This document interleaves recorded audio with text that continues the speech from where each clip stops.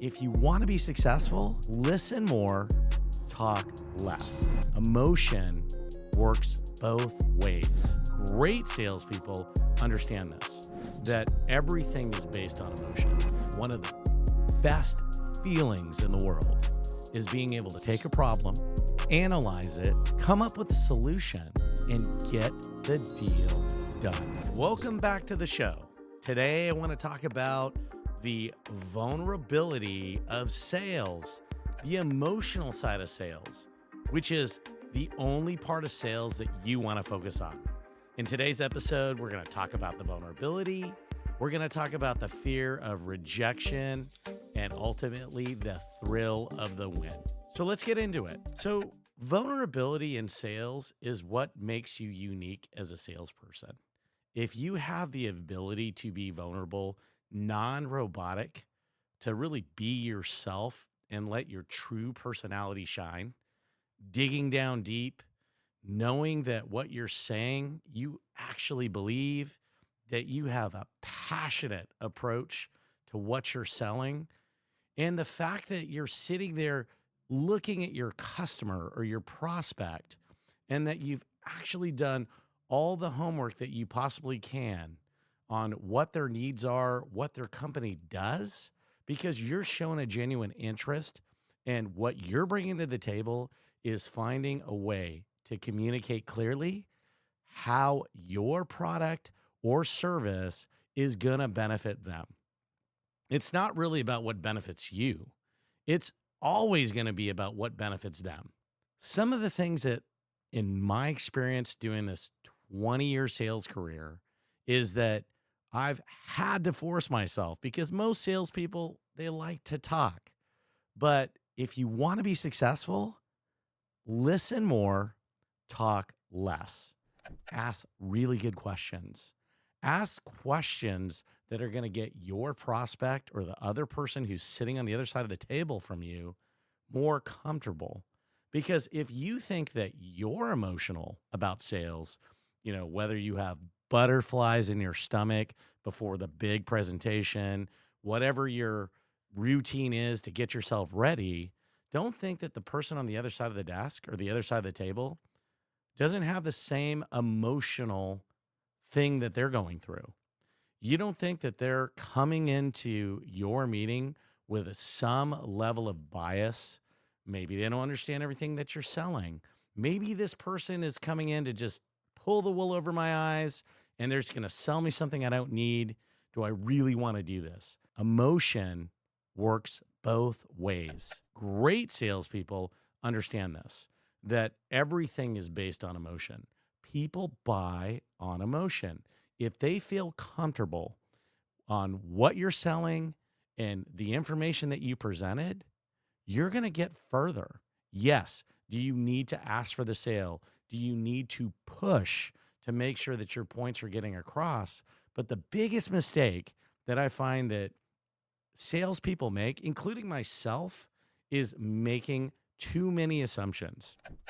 If you're assuming that somebody's tracking with you, it's probably a mistake. If you're assuming that people aren't tracking with you, that can also be a mistake. The best thing that you can do is slow down and really let the other person talk and make sure that they feel comfortable enough to answer any questions that they have. Because the last thing you want to do when you get to that pivotal point of the close is have someone who has doubt.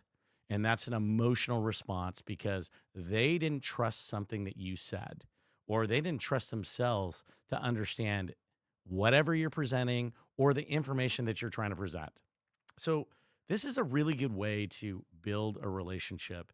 Depending on the type of sale that you're in, a lot of that's going to be, you might have more than one or two meetings to be able to build a relationship, but whatever that time frame you have, you need to be really good at making sure that you're connecting with the person that you're presenting information to.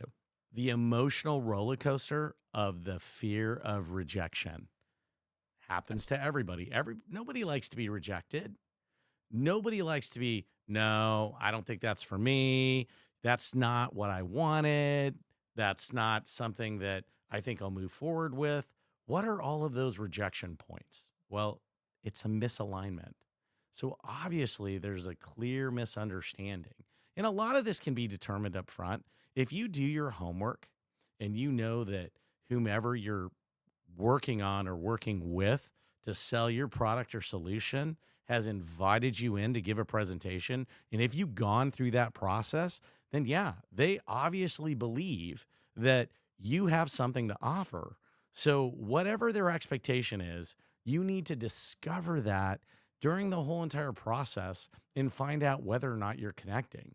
And I think that if you're walking into a meeting with some level of fear that you're going to get rejected, I think that's okay.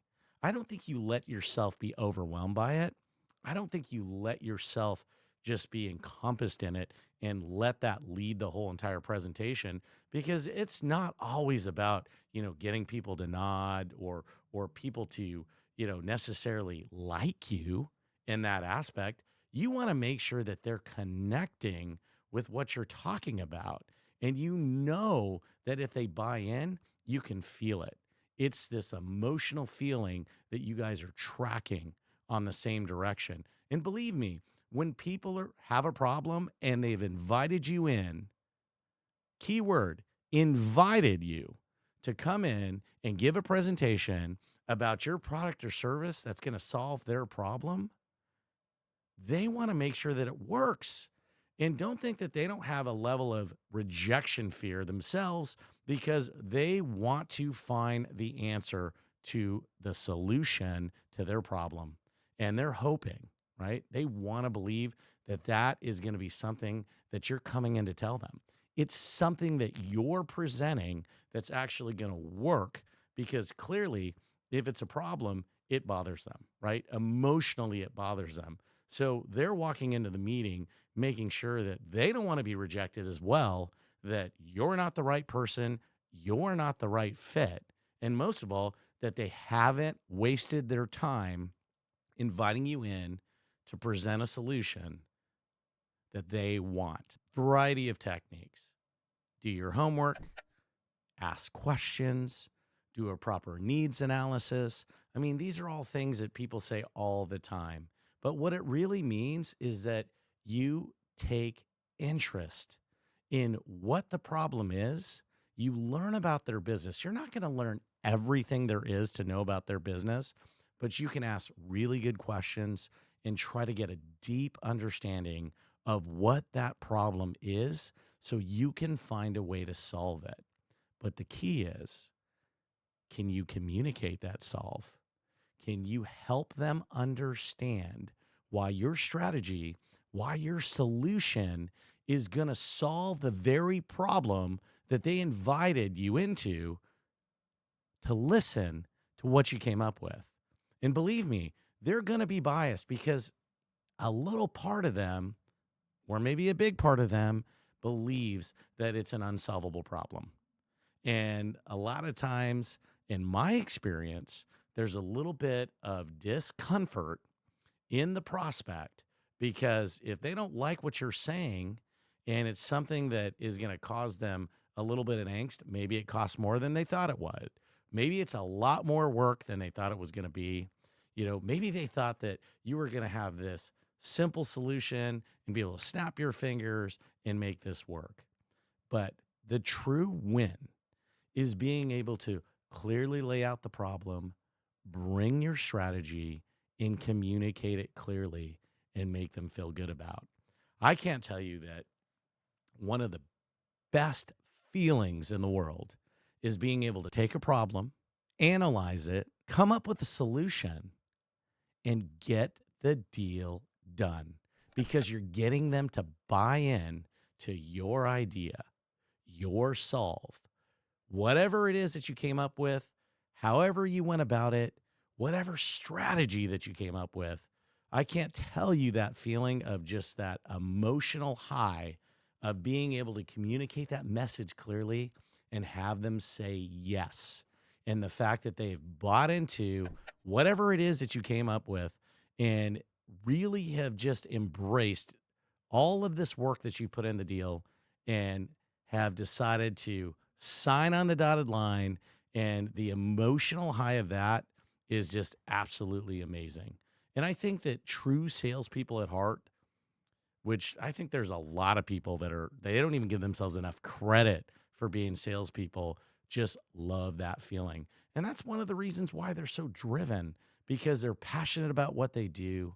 They're passionate about the problems they solve. And that's one of the things why I like to get up in the morning.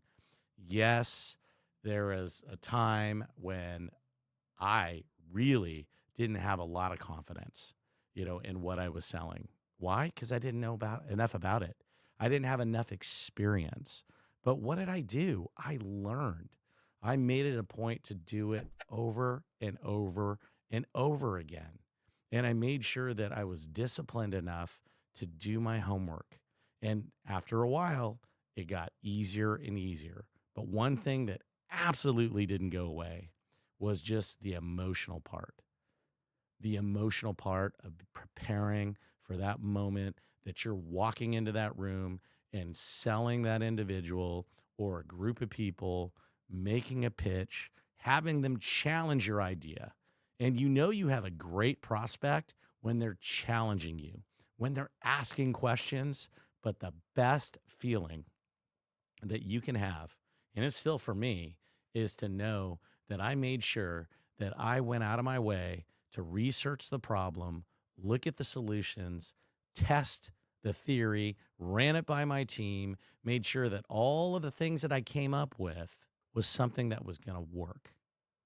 And then I was able to go in there, overcome all of the objections, and make the deal happen. And this is something that everyone can do. I believe it. People just need to believe in themselves. They need to believe that they have the ability to do this. People can communicate. You can put yourself in that position if you really put some effort into it to understand a problem and come up with a solution that works. And that is the best feeling in the world. If you found this episode helpful, share it with someone who needs to hear it. I always encourage you to subscribe. You can find us at HeyCharles Biz on YouTube, HeyCharles77 on HeyCharles77 on Instagram, and Charles Ernst on LinkedIn. And we're HeyCharles on Apple Podcast and Spotify.